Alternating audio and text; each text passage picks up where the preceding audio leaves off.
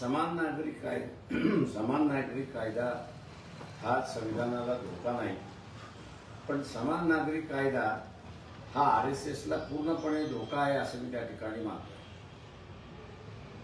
समान नागरिक कायदा जो म्हणेल मला लागू करायचा आहे तो शासनाला लिहून देणार की यापुढे मला हिंदू कायदा लागू नाही, मला असताना यापुढे समान नागरिक कायदा लागू करावा। त्याच्यामुळे हा लॉस जो आहे तो आमच्यासारख्या सेक्युलर पक्षांचा लॉस नाही, तर हा लॉस जे धर्मावरती आधारित करणारे पक्ष जे आहेत आणि विशेष करून भारतीय जनता पक्ष, RSS, बजरंग दल यांचा प्रचंड मोठ्या प्रमाणात लॉस आहे असं मी त्या ठिकाणी मानतो।